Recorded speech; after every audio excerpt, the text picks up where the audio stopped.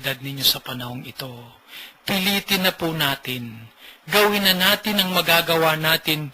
Lahat ng ibinigay na karisma sa atin ng Diyos, gamitin na natin, i-maximize na natin para pagdating ng panahon at pagdating ng araw ay magkaroon tayo ng pagre-report na nagampanan natin ang lahat ng ito. At ang panghuli, mga kapatid, ang katanungan po natin, bakit kinakailangan pa ang ating Panginoong Hesus ay mamatay sa krus?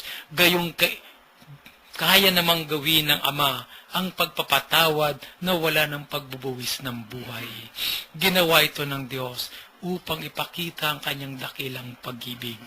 Ginawa ito ng Diyos upang magkaroon ng isang halimbawa na tayo na makapag-alay sa ating kapwa ng ating sarili, makapag-alay tayo sa Diyos ng ating sarili, at maibigay din natin ang buong buo ang pag-ibig na ibinigay sa atin ng Diyos. Sa ating pong mga tagapakinig, pag-isipan po natin, nauuhaw si Jesus sa pagmamahal. Ibigay natin, painumin natin siya ng pag-ibig. Naganap na niya ang lahat. Mayroon din tayong tungkulin at gampanin. Namatay na siya sa krus. Darating ang panahon ng ating kamatayan. Sabihin din po natin, mission accomplished. Okay.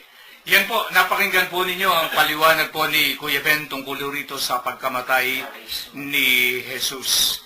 Kuya Bet, hindi nga ba talaga magkakaroon ng kaligtasan kung hindi nagkaroon ng kamatayan ng ating Panginoong Hesus? Sapagkat ang iba nagsasabi na itong pagkamatay ng ating Panginoong Hesus, itong pinakamataas na uri ng pagsagip sa buhay ng tao sa sangkatauhan na ginawa ng Diyos. Kung hindi nagkaroon ng ganitong kung hindi ipinadala ng ating dakilang Diyos ang Panginoong Hesus upang gampanan ang tungkulin niya rito at hindi mabayubay sa krus, ay hindi magkakaroon ng kaligtasan. Ano po ang inyong nakikita rito? Alam mo, Kuya Ben, ang ganda ng tanong mo at saka karagdagan sa mga isinyar ni Kuya Joe at saka ni Kuya Ben, kung makikita natin dito, parating binabanggit yung naganap na. Ano ba ang ginanap ng Panginoon?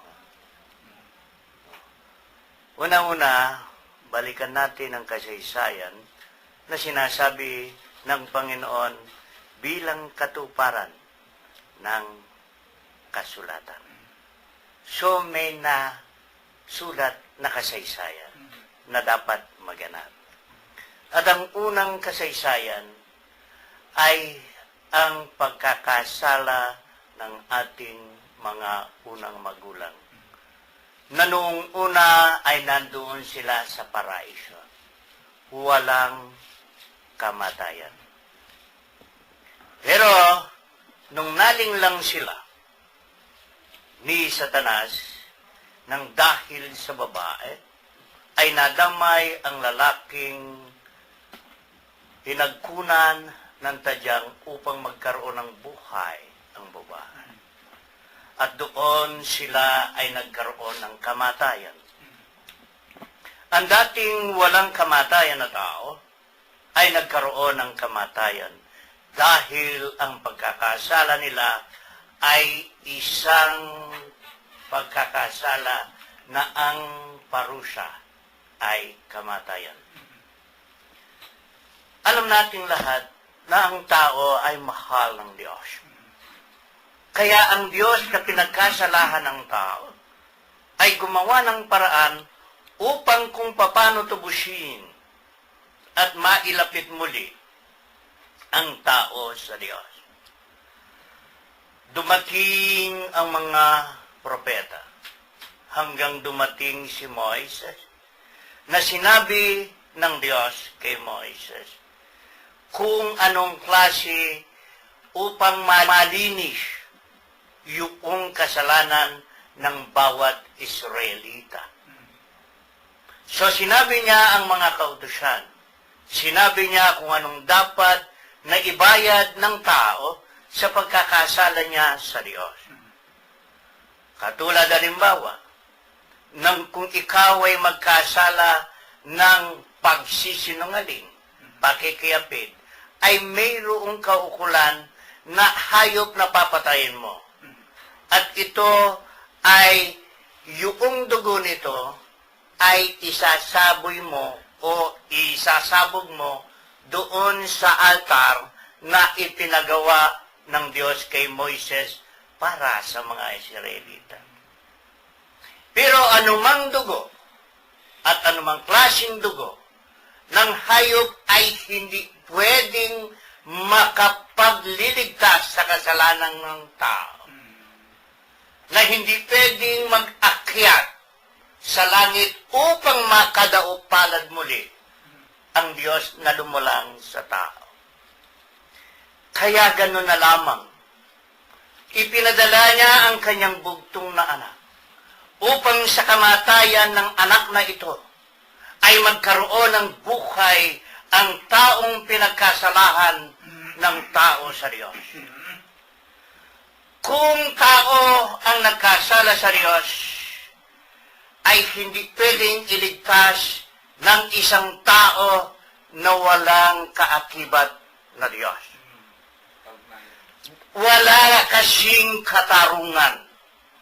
Kapag tao lamang nakaraniwan, ang tumubos gawa ng Diyos kay Moises para sa mga Israelita. Pero anumang dugo at anumang klaseng dugo ng hayop ay hindi pwedeng makapagliligtas sa kasalanan ng tao.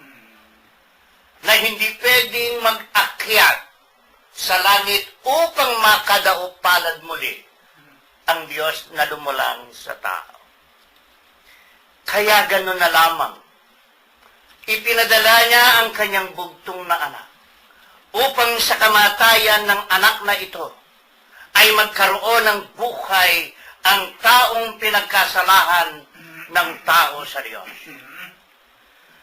Kung tao ang nagkasala sa Diyos, ay hindi pwedeng iligtas ng isang tao na walang kaakibat na Diyos. Wala kasing katarungan. Kapag tao lamang nakaraniwan, ang tumubos ng kasalanan, isasaboy mo o isasabog mo doon sa altar na ipinagawa ng Diyos kay Moises para sa mga Israelita. Pero anumang dugo at anumang klaseng dugo ng hayop ay hindi pwedeng makapagliligtas sa kasalanan ng tao. Na hindi pwedeng mag-akyat sa langit upang makadaop palad muli ang Diyos na lumulang sa tao. Kaya gano'n na lamang, ipinadala niya ang kanyang bugtong na anak upang sa kamatayan ng anak na ito ay magkaroon ng buhay ang taong pinagkasalahan ng tao sa Diyos.